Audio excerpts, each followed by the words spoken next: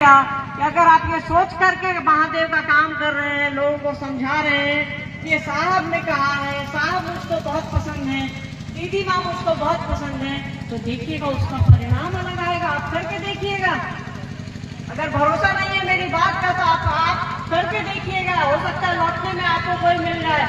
आप ये सोच करके उसको शिव बनाइएगा कि यार साहब हमको बहुत प्रिय है, दीदी माँ हमको बहुत अच्छी लगती है, उनका आदेश ऐसी है, हम कर रहे हैं। देखिएगा परिणाम में फर्क आएगा, परिणाम फलित होगा, परिणाम दूसरा आएगा।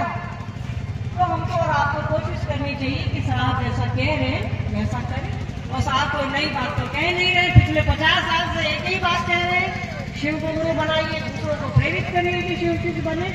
हाँ, ईमानदारी से करिए। उनका कहना है कि आप जगह आप महादेव से मांगिए ना, महादेव आपको दे या न दे, साहब दीदी आपको देते। उन्होंने कहा है एक बार, उनकी चर्चा आप लोगों ने सुनी होगी, शिव आपको दे या न दे, मैं हरिंद्रानंद आपको देता हूँ और देता रहूंगा।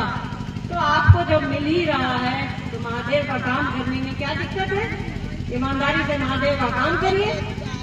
सोचिए कि क्या करेंगे क्या नहीं करेंगे, जाने महादेव जाने, साहब दीदी अपना जो काम है करें। बच्चा को नहीं सोच करके पाल पोस करके आदमी थोड़ा बनाते हैं कि बुढ़ापा में करेगा। बस अपना जो जिम्मा है वो कर देते हैं, तो उस काम को करिए, उस काम को करते रहिए। वो कह रहे हैं कि शिव बनो और बनाओ। और याद रखिएगा, वो अगर नहीं दिख रहे तो इसका मतलब नहीं है कि वो नहीं है। हवा भी नहीं दिख रही है, धूप पानी सब आपको और हमको कोई और देता है। तो साहब और दीदी हमारे आपके बच्चों की तरह हमारे आपके दिलों में रहते हैं, हमारे आपके घरों में, हमारे आपके मन में रहते हैं। वो है, वो कहीं नहीं गए हैं। वो धरती से जिस दिन चले जाएंगे, समझिए शिव की भी इच्छा जो है एको हम बहुत खत्म होने लगेगी। शिव की इच्छा से धरती पर वो शिव गुरु की बात कह रहे हैं और उनकी इच्छा से ही ये चल रहा है। एक भी आदमी धरती पर रहेगा तो उसके शिव होने की संभावना है। और याद रखिएगा, शिव होने की संभावना तभी है जब हमारे आपके दिलों में साहब और दीदी है। तो इस काम को करिए। बहुत सौभाग्यशाली है हम आपके, हमसे और आपसे साहब इस काम को करवा रहे हैं। उन्होंने कहा है कि मैं पेड़ पौधों से करा लूंगा, मैं गधों से जानवरों से इस काम को करा लूंगा, मैं दीवारों से करा लूंगा। हम आप इंसान हैं, इस काम को करने का सौभाग्य मिल रहा है। करिए, अपने सौभाग्य पर इतराइए, खुश होइए। सबको ये नसीब नहीं, देवताओं तक को नसीब नहीं कि वो डायरेक्ट शिव को अपना गुरु बना सके।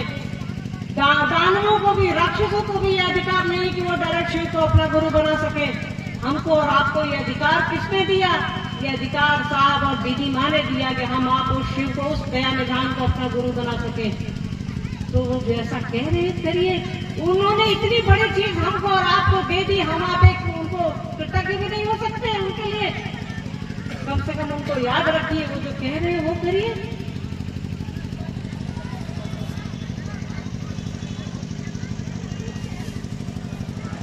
आपके बीच आई, अच्छा लगा।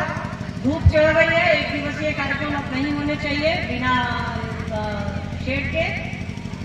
बैठक करिए, संगोष्ठी करिए। धूप है, साहब ने कहा है कि 15 फरवरी के बाद ऐसे भी महोत्सव करने का समय नहीं रहता या एक दिवसीय करने का समय नहीं रहता। धूप चढ़ रही है, देखिए। ऐसी कोशिश हम आप करें। देखिए, भगवान शिव की शिष्यता में हम आप साहब दीदी माँ के हिसाब से करेंगे तो उसका परिणाम सही आएगा। अपने हिसाब से करिएगा तो उसका परिणाम सही नहीं आएगा। ये मैं बता रही आपको, ये टेस्टेड है।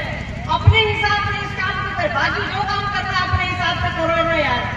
जगत है, आपको जो करना है करिए।